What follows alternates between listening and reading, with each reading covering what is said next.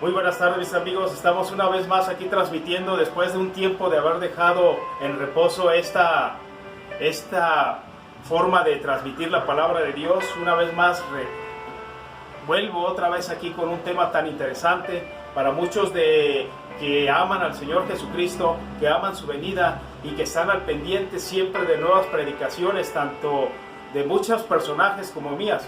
Hoy estoy trayéndoles un tema que es de suma importancia. Muchos predicadores lo predican a lo que ellos entienden, a lo que ellos creen. Hoy te traigo este tema en una forma muy diferente a lo que muchos los enseñan, a los que muchos predican. Algo bien controversial que puede provocar mucho ruido en tu corazón, que puede captar la atención de tu corazón y que puedes creer tanto como yo que realmente esta es verdad y que así es lo que habla la palabra y la escritura y esta profecía que es el libro de Dios. Quiero hacer énfasis que no vengo hablando por ninguna denominación de ningún tipo.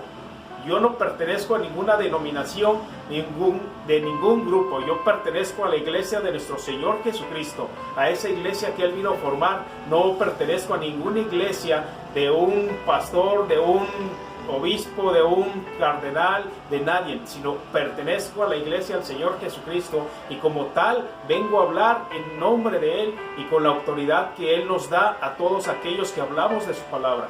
Así que hago ese énfasis tan grande, no vengo a hablar en nombre de ninguna denominación, sea cual sea. El tema que hoy les traigo es fascinante. ¿Por qué? Porque el Señor ha estado tratando conmigo todos estos días. He andado hablando solo, he andado por mi casa caminando, pensando, concordando algunas escrituras que vienen a mi mente que el Señor ha puesto y que me ha hecho meditar en gran manera en esto.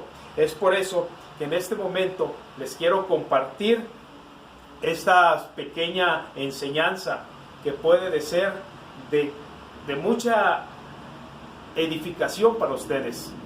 Si el Señor nos permite, vamos a ir en este tema que puede ser realmente muy fascinante y que puede captar tu corazón, que el Señor puede aprisionar tu mente y tu corazón y te las puede ir escribiendo en las tablas de Él para que tú las vayas meditando, para que tú las vayas viendo en tu Biblia conforme vayas teniendo oportunidad y repases este. Les quiero hablar de los dos testigos del Apocalipsis. Se enseña mucho de ello, se habla mucho de ello y casi la mayoría llegan siempre al mismo punto de enseñanza, ¿verdad? Porque ellos así lo creen, porque ellas así se lo enseñan. Mas hoy te lo vengo a demostrar en una forma diferente, porque las escrituras, el Señor así me lo ha mostrado a mí, porque así creo que es y porque creo que es la verdadera razón de ser de estas escrituras que muchas veces interpretamos de alguna manera. Yo no vengo a decir que tú estás mal, yo vengo a dar mi forma de creer, mi forma de entender y creo que Dios me lo ha entregado de esta forma. Vengo a hablar de los testigos de Apocalipsis. Por eso los invito a que vayamos a Apocalipsis 11 del versículo 4 al versículo 13, que dice así: estos dos testigos son los dos olivos y los dos candelabros que permanecen delante del Señor de toda la tierra. Aquí está hablando de dos testigos y de dos candelabros, ¿verdad? Quiero hacer énfasis en cada uno de los versículos que vaya leyendo.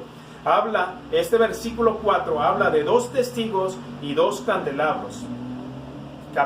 Versículo 5: si alguien quiere hacerles daño, ellos lanzan fuego por la boca y consumen a sus enemigos. Así habrá de morir cualquiera que intente hacerles daños. Versículo 6: estos testigos tienen poder para cerrar el cielo a fin de que no llueva mientras estén profetizando, y tienen poder para convertir las aguas en sangre y para azotar la tierra cuantas veces quieran con toda clase de plagas. Ahora bien, cuando hayan terminado de dar su testimonio, la bestia que sube del abismo les hará la guerra, los vencerá y los matará. Versículo 8: sus cadáveres quedarán tendidos en la plaza de la gran ciudad, llamada en sentido figurado Sodoma y Egipto, donde también fue crucificado su Señor. Y gente de todo pueblo, tribu, lengua y nación contemplarán sus cadáveres por 3 días y medio y no permitirán que se les dé sepultura. Los habitantes de la tierra se alegrarán de su muerte y harán fiesta, intercambiarán regalos, porque estos 2 profetas les estaban haciendo la vida imposible. Pasando los 3 días y medio, entró en ellos un aliento de vida enviados por Dios y se pusieron de pie. Y quienes los observaban quedaron sobrecogidos de terror. Entonces los 2 testigos oyeron una potente voz del cielo que les decía: subid aquí. Y subieron al cielo en una nube a la vista de sus enemigos. En ese mismo instante se produjo un violento terremoto y se derrumbó la 10ª parte de la ciudad. Perecieron 7,000 personas, pero los sobrevivientes, llenos de temor, dieron gloria al Dios del cielo. Aquí estamos repasando que claramente habla de 2 testigos y 2 candeleros, ¿verdad? La escritura nunca, en este párrafo que leímos, nunca menciona que son 2 hombres. Dice que son 2 testigos y que esos 2 testigos son 2 profetas que van a profetizar y que van a tener ciertos poderes y que van a hacer muchas cosas maravillosas en un periodo de tiempo dado en la humanidad. Nunca menciona la escritura que son 2 hombres literalmente, ¿verdad? Dice que son 2 testigos. Y dice que esos testigos van a estar vestidos de luto y que están profetizando durante un periodo de tiempo. Así que aquí la escritura está muy clara. El versículo 4 dice que son 2 testigos y 2 candelabros que permanecen delante del Señor de toda la tierra. Los invito a que podamos ir a Romanos capítulo 11. A Romanos capítulo 11 vamos a ver otro lugar donde habla precisamente de esto, ¿verdad? Romanos capítulo 11, versículo 11. Del versículo 11 en adelante. Pónganme atención. Está hablando de 2 testigos y 2 candelabros, ¿verdad? Dice que estos 2 personajes que van a profetizar por un periodo de tiempo, dice que son 2 testigos y que estaban vestidos de luto o de cilicio, como dicen otras versiones. Ahora vamos a Romanos capítulo 11, versículo 11 al 29. Dice: ahora pregunto, ¿acaso tropezaron para no volver a levantarse? De ninguna manera. Más bien, gracias a la transgresión ha venido la salvación a los gentiles, para que Israel sienta celos. Pero si su transgresión ha enriquecido al mundo, es decir, si su fracaso ha enriquecido a los gentiles, ¿cuánto mayor será la riqueza que su plena restauración producirá? Me dirijo a vosotros, los gentiles, como apóstol vuestro que soy, les hago honor a mi ministerio, pues quisiera ver si de algún modo despierto los celos de mi propio pueblo, para así salvar a alguno de ellos. Pues si el haberlos rechazado dio como resultado la reconciliación entre Dios y el mundo, ¿no será su restitución una vuelta a la vida? Si se consagra la parte de la masa que se ofrece como primicias, también se consagra toda la masa. Si la raíz es santa, también lo son las ramas. Ahora bien, es verdad que algunas de las ramas han sido desgajadas y que tú, siendo olivo silvestre, has sido injertado entre las otras ramas. Ahora participas de la savia nutritiva de la raíz del olivo. Sin embargo, no te vayas a creer mejor que las ramas originales. Y si te jactas de ello, ten en cuenta que no eres tú quien nutre a la raíz, sino que es la raíz la que te nutre a ti. Tal vez dirás, desgajaron unas ramas para que yo fuera injertado. De acuerdo, pero ellas fueron desgajadas por su falta de fe, y tú por la fe te mantienes firme. Así que no seas arrogante, sino temeroso, porque Dios no tuvo miramientos con las ramas originales, tampoco lo tendrá contigo. Por tanto, considerar la bondad y la severidad de Dios, severidad hacia los que cayeron y bondad hacia ti. Pero si tú no te mantienes en tu bondad, tú también serás desgajados. Y si ellos dejaron de ser incrédulos, serán injertados, porque Dios tiene poder para injertarlos de nuevo. Después de todo, si tú fuiste cortado de un olivo silvestre, al que por naturaleza pertenecías, y con tu condición natural fuiste injertado en un olivo cultivado, las ramas naturales de este olivo serán injertadas. Hermanos, quiero que entendáis este misterio, para que no os volváis presuntuosos. Parte de Israel se ha endurecido, y así permanecerá hasta que haya entrado la totalidad de los gentiles. Estamos viendo estos versículos, están hablando de que Israel fue endurecido en parte, pero ese endurecimiento ha servido para bondad y misericordia de nosotros los gentiles, que los está tipificando como un olivo silvestre a todos los que somos gentiles, y un olivo bien cultivado al pueblo de Israel. Está refiriéndose a dos olivos, el cultivado y al olivo silvestre. En otras versiones dice que nosotros los gentiles, dice, fuiste desgajado de un olivo silvestre para ser injertado al buen olivo, refiriéndose al pueblo Israel, refiriéndose a la unión de los gentiles con ese pueblo, y diciendo que el pueblo fue por su incredulidad, fue desgajado por la misericordia de nosotros. La importancia de estos versículos que yo quiero resaltar y te quiero mostrar, que aquí la escritura en este párrafo de Romanos capítulo 11 está hablando, tratando a los gentiles como un olivo, y tratando al pueblo de Israel como el olivo bien cultivado o el buen olivo, y a nosotros los gentiles como un olivo silvestre. Este es más que nada el que yo te haya traído este.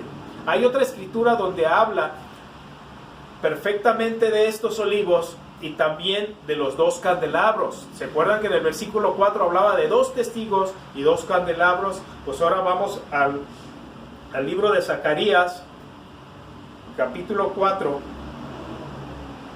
Te invito al libro de Zacarías, capítulo 4. Me gustaría que me siguieran usted perfectamente estos versículos que estoy diciendo. Zacarías, capítulo 4, del versículo 1 al 5. Entonces el ángel que hablaba conmigo volvió y me despertó, como a quien se despierta de su sueño, y me preguntó: ¿qué es lo que ves? Yo le respondí: veo un candelabro de oro macizo, con un recipiente en la parte superior. Encima del candelabro hay 7 lámparas con 7 tubos para las mismas. Hay también junto a él 2 olivos, uno a la derecha del recipiente y otro a la izquierda. Le pregunté entonces al ángel que hablaba conmigo: ¿qué significa esto, Señor mío? Y el ángel me respondió: ¿acaso no sabes lo que significa? Tuve que admitir que no lo sabía. Brinquémonos al capítulo 11, el versículo 11. Dice: entonces le pregunté al ángel: ¿qué significan estos 2 olivos a la derecha y a la izquierda del candelabro? Y también le pregunté: ¿qué significan estas 2 ramas de olivo junto a los 2 tubos de oro por las que fluye el aceite dorado? El ángel me respondió: ¿acaso no sabes lo que significan? Y yo tuve que admitir que no lo sabía. Así que el ángel me explicó: estos son los dos ungidos que están al servicio del Señor de toda la tierra.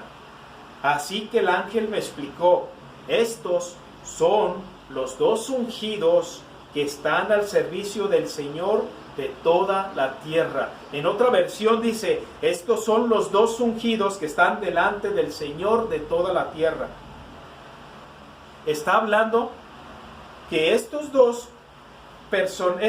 olivos que están a la derecha y a la izquierda, y estas dos ramas que son ramas de dos olivos, el olivo silvestre y olivo natural, dice que estas dos ramas y esos dos olivos son los dos ungidos que están delante del servicio del Señor de toda la tierra. O sea que esos dos olivos, que esas ramas de esos dos olivos, dice que esos son los dos ungidos que están sirviendo y que están delante del Señor Dios Todopoderoso, que están haciendo algo para la gloria del Dios Todopoderoso. Esos dos son los ungidos. Aquí no está diciendo ya que son dos testigos. Aquí está diciendo, esos son los dos ungidos que están delante del Dios de toda la tierra. Quiero que me vayan captando y que vayan organizando sus ideas, que vayan viendo lo que la Escritura nos va mostrando por sí sola a lo que mi tema quiere llegar. Ahora los invito a Zacarías 43. Isaías 43. Vuelvo a recalcar. Apocalipsis 11 está hablando de dos testigos. Dos testigos, no está hablando de dos hombres. No está hablando que son dos hombres los que van a venir y iban a hablar. Está hablando de dos testigos que iban a estar en un periodo de tiempo profetizando la palabra de Dios y que iban a tener unos poderes especiales, grandes y maravillosos. Isaías 43. Vamos al libro de Isaías 43. Isaías capítulo 43. Versículo 10 al 12. Isaías capítulo 43, versículo del 10 al 12. Dice así, Isaías capítulo 43, versículo 10. Dice, vosotros sois mis testigos, afirma el Señor. Sois mis siervos escogidos, para que me conozcáis y creáis en mí y entendáis que yo soy. Antes de mí no hubo ningún otro Dios, ni habrá ninguno después de mí. Dice yo soy el Señor, y fuera de mí no hay ningún otro Salvador. Yo he anunciado, salvado y proclamado, yo entre vosotros, y no un Dios extraño. Vosotros sois mis testigos, afirma el Señor, y yo soy Dios. Aquí el Dios Todopoderoso está hablándole a su pueblo y diciéndole, ustedes son mis testigos. No se está refiriendo a un hombre en particular, a una sola persona. Se está refiriendo a un grupo que ellos iban a ser sus testigos, en forma plural, que ellos iban a ser testigos de las maravillas de Dios y que Él era el único y el verdadero Dios y que no había ningún otro Dios. Aquí, así que Dios nos está enseñando que Él puede escoger por testigos a un gran número de personas, ¿verdad? Isaías 43, versículo 10 al 12. Ahora vamos a Lucas, al Evangelio de Lucas, capítulo 24. Evangelio de Lucas, capítulo 24. Lucas 24, versículo 44. No quiero llevarme mucha prisa, quiero ir leyendo con calma para que me puedan ir siguiendo y podamos ir concordando y ir enlazando esta preciosa escritura que el Señor me ha entregado en estos días. Lucas capítulo 24, versículo 44 en adelante, y dice así: cuando todavía estaba yo con vosotros, dice el Señor, os decía que tenía que cumplirse todo lo que está escrito acerca de mí en la ley de Moisés, en los profetas y en los salmos. Entonces les abrió el entendimiento para que comprendieran las Escrituras. Esto es lo que está escrito. Les explicó que el Cristo padecerá y resucitará al tercer día, y en su nombre se predicará el arrepentimiento y el perdón de pecados a todas las naciones, comenzando por Jerusalén. Y dice así: vosotros sois testigos de estas cosas. Ahora voy a enviaros lo que he prometido de mi Padre, pero quedaos en la ciudad hasta que seáis revestido del poder de lo alto. El Señor les está diciendo a sus apóstoles: ustedes son mis testigos. ¿Testigos de qué? De que Él resucitó, Él murió, y que las Escrituras estaba escrito que Él iba a padecer todo eso. Él les está diciendo: ustedes son mis testigos. No se lo está diciendo a una persona, un personaje, ni a dos. Se lo está diciendo a un grupo de personas, que ellos son testigos de todo eso, ¿verdad? Vamos a otros versículos en el libro de los Hechos. Hechos capítulo 1, versículo 8. Dice: pero cuando venga el Espíritu Santo sobre vosotros, recibiréis poder y seréis mis testigos, tanto en Jerusalén como en Judea y Samaria, y hasta los confines de la tierra. Aquí tenemos otra vez al Señor Jesucristo hablándole a sus apóstoles. Antes de ascender Él al cielo, les dio indicaciones y les dijo: no se vayan de Jerusalén. Dice: porque hasta que no venga el Espíritu Santo sobre ustedes, y dice: y me serán testigos tanto en Jerusalén como en Judea y en Samaria y hasta los confines de la tierra. Les está diciendo que ellos van a tener un poder, pero les está diciendo que ellos van a ser sus testigos a través de ese poder que Dios les va a dar desde lo alto, para que puedan atestiguar y puedan ser los testigos sobre todas esas naciones y sobre todo el mundo, ¿verdad? Está refiriéndose otra vez a un grupo numeroso de personas, donde está diciendo: ustedes son mis testigos. Otro versículo más, el versículo 10. Hechos versículo 10, el 40. Vamos al versículo 40. Hechos capítulo 10, del 40, del 40 al 42. Dice: pero Dios lo resucitó al tercer día y dispuso que se apareciera, no a todo el pueblo, sino a nosotros, testigos previamente escogidos por Dios, que comimos y bebimos con Él después de su resurrección. Él nos mandó a predicar al pueblo y a dar solemne testimonio de que ha sido nombrado por Dios como juez de vivos y muertos.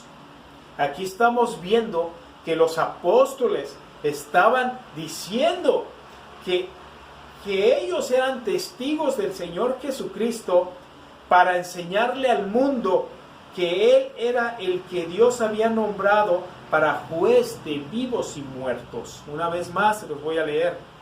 Dice: pero Dios lo resucitó al tercer día y dispuso que apareciera, no a todo el pueblo, sino a nosotros, testigos previamente escogidos por Dios, que comimos y vivimos con Él después de su resurrección. Y si ellos eran testigos previamente escogidos por Dios, les encomendó que hablaran del testimonio de que Jesucristo había sido nombrado por Dios juez de vivos y muertos. Entonces estamos viendo otra vez aquí a los apóstoles y a un gran número que se les estaba diciendo que ellos iban a ser testigos y que tenían que dar testimonio que Jesucristo había sido nombrado por Dios juez de vivos y muertos, ¿verdad? Esto es maravilloso y es impresionante lo que la Escritura nos enseña. Ahora vamos al capítulo al capítulo 13, versículo 31. 13, versículo 31. Versículo 13, capítulo 31. Durante muchos días lo vieron los que habían subido con él de Galilea a Jerusalén, y ellos son ahora sus testigos ante el pueblo. Otro grupo numeroso donde eran testigos del Señor Jesucristo y estaban predicando y hablando lo que él debió de haber padecido en la cruz, y que de él era el que Dios había puesto por juez de toda la humanidad. Otra vez aquí está diciendo que durante muchos días muchas personas lo vieron, que anduvieron con él para arriba y para abajo en Galilea y en Jerusalén. Y dice que esas personas ahora son sus testigos ante el pueblo, ¿verdad? Ahora vamos a otro versículo donde habla de eso. El capítulo 22, versículo 14. Capítulo 22, versículo 14. Capítulo 22, versículo 14.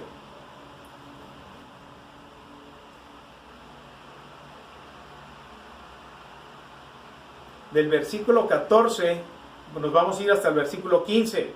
Dice: luego dijo, el Dios de nuestros antepasados te ha escogido para que conozcas su voluntad y para que veas al justo y oigas las palabras de su boca. Dice: tú le serás testigo ante toda persona de lo que has visto y has oído. Aquí tenemos cuando el apóstol Pablo tuvo su conversión, el Señor se le apareció, perdió la vista, y vino este apóstol de nombre Ananías y le tocó sus ojos y recibió la vista y le dijo: tú has sido testigo ante toda persona de lo que has visto y oído. Así que, una vez más, aquí estamos viendo ya a un solo personaje donde se está poniendo como un testigo delante del Señor Jesucristo. ¿Y por qué se está poniendo como testigo? Para que Él testifique y Él hable de las maravillas de nuestro gran Dios y Salvador Jesucristo, desde su muerte hasta su resurrección, y para que el pueblo judío en ese entonces y el pueblo gentil entendiera que el Señor Jesucristo es aquel que fue puesto por juez y de vivos y muertos en toda la tierra. Entonces aquí entendemos que estamos viendo que los testigos, se habla muy claramente que los testigos no son dos personas, dos hombres, ¿verdad?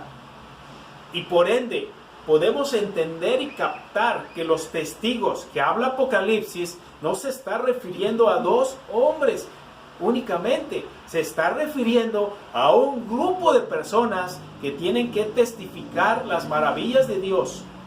Quiero que calques eso en tu mente y en tu corazón, porque de eso vamos a seguir hablando. Vamos a seguir hablando de eso. Ahorita vamos a hablar, vamos a regresarnos otra vez al libro de Apocalipsis, porque quiero hablarte de algo. Otra vez Apocalipsis, capítulo 11, del versículo 4 en adelante. Está diciendo que esos dos testigos son los dos olivos y los dos candeleros que permanecen delante del Señor, delante de la tierra. Así que muy claramente lo dice, no son dos hombres. Habla que esos dos testigos van a profetizar y que son profetas, ¿verdad? Entonces mi siguiente tema es ese, demostrar quiénes son los que profetizan, quiénes hablan de la profecía. Y eso es lo que yo te quiero mostrar ahorita. Entonces aquí de lo que vamos a hablar, dice el capítulo 11, Apocalipsis, versículo 10. Dice: los habitantes de la tierra se alegrarán de su muerte y harán fiesta e intercambiarán regalos. Dice: porque estos dos profetas les estaban haciendo la vida imposible. Dice, estos dos profetas les estaban haciendo la vida imposible. No está hablando de dos hombres, está hablando de dos profetas. ¿Por qué? Porque está hablando de dos testigos, dos ungidos, dos candelabros, dos olivos que estaban delante de la presencia de Dios, ¿verdad? Entonces dice que estos dos testigos, dos olivos, dos candelabros, dice que van a profetizar. Estos dos van a profetizar y les van a hacer imposible la vida a muchas personas por lo que profetizan, por lo que hablan. Entonces vamos a hablar qué es la profecía, qué es profetizar, qué es profecía. Para eso los invito a Segunda de Pedro. Vámonos a Segunda de Pedro, capítulo 1. Segunda de Pedro, capítulo 1, del versículo 19 al 20.